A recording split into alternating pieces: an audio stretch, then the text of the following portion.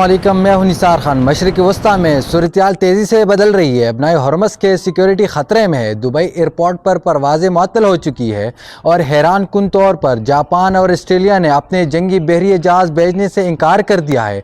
आखिर ऐसा क्यों हुआ?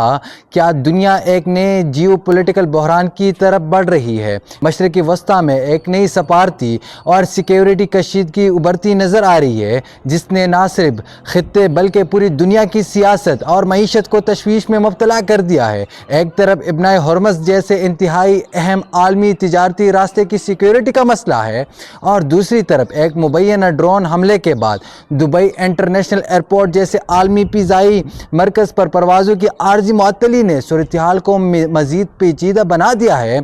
ऐसे में सबसे अहम सवाल ये है कि जापान और ऑस्ट्रेलिया जैसे अमरीका के करीबी इत्तेहादियों ने इब्न हॉर्मज़ के सिक्योरिटी के लिए अपनी जंगी बहरी जहाज़ भेजने से इनकार क्यों किया, और क्या ये फैसला किसी बड़े इलाकाई बहरान की अलामत बन सकता है? इब्न हॉर्मज़ को दुनिया के सबसे अहम समंदरी रास्तों में शुमार किया जाता है। आलमी तेल की तरसील का तकरीबन 20% हिस्सा इसी रास्ते से गुजरता है। खलीजी ममालिक से निकलने वाला तेल और गैस इसी तंग समंदरी गुजरगाह के जरिए आलमी मंडियों तक पहुँचता है। यही वजह है कि अगर यहाँ सिक्योरिटी सूरत-ए-हाल ख़राब हो जाए तो उसके असरात सिर्फ मशरक़ी वस्ता तक महदूद नहीं रहते हैं, बल्कि आलमी मईशत मुतासिर हो सकती है। हालिया कशीदगी के बाद अमरीका और उसके इत्तेहादी इस रास्ते की सिक्योरिटी बढ़ाने पर गौर कर रहे थे ताकि आलमी तवानाई की सप्लाई और तिजारती जहाज रानी को महफूज रखा जा सके। इसी दौरान एक गैर मुतवक्को पेशरफ सामने आई जब जापान और ऑस्ट्रेलिया ने इस मुमकिन सिक्योरिटी मिशन में अपनी जंगी बहरी जहाज भेजने से इनकार कर दिया।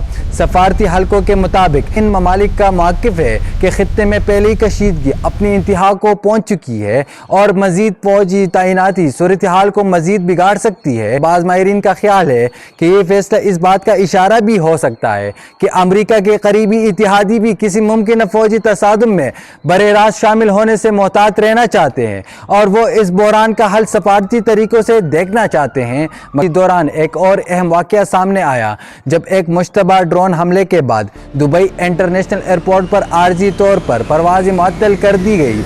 दुबई एयरपोर्ट दुनिया के मसरूफ़ तरीन हवाई अड्डों में शुमार होता है, जहां रोज़ाना लाखों मुसाफिर सफ़र करते हैं और उसे आलमी फ़िज़ाई ट्रैफ़िक का एक मरकज़ी मरकज़ समझा जाता है। न सिर्फ मुसाफिरों को मुश्किलात का सामना करना पड़ा, बल्कि आलमी फ़िज़ाई निज़ाम में भी वक्ती खलल पैदा हुआ। अंदाज़ा लगाया जा सकता है कि खित्ते में सिक्योरिटी ख़दशात किस हद तक बढ़ चुके हैं। इस सूरत-ए-हाल पर रद्द-ए-अमल देते हुए डोनाल्ड ट्रंप ने भी कहा है कि इब्न हॉर्मज़ आलमी तवानाई की सप्लाई के लिए इंतहाई अहम, और अगर यहाँ अदम इस्तिकाम पैदा हुआ तो इसके असरात पूरी दुनिया की मईशत पर पड़ सकते हैं। उनका कहना था कि आलमी तवानाई के रास्तों की हिफाजत एक मुश्तरका जिम्मेदारी है और इत्तेहादी ममालिक को भी इसमें अपना भरपूर किरदार अदा करना चाहिए। माहिरीन के मुताबिक अगर इब्न हॉर्मज़ में कशीदगी मज़ीद बढ़ती है तो इसके कई आलमी असरात सामने आ सकते हैं। सबसे पहले आलमी तेल की कीमतों में इजाफा हो सकता है, क्योंकि इस रास्ते में किसी भी रुकावट का बरेरास्त असर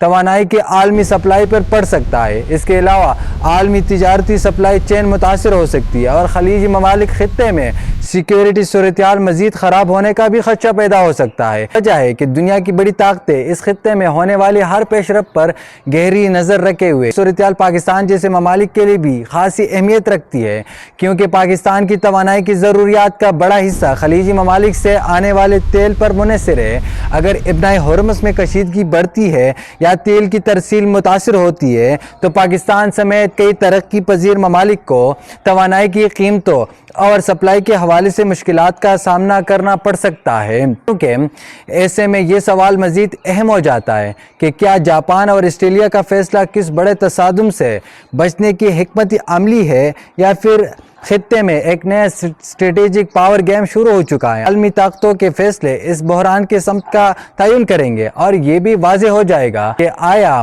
इब्न हॉर्मज़ एक बार फिर आलमी सियासत का सबसे हसास मरकज़ बनने जा रही है। अब तक के लिए इतना ही, दीजिए इजाज़त। अल्लाह हाफ़िज़।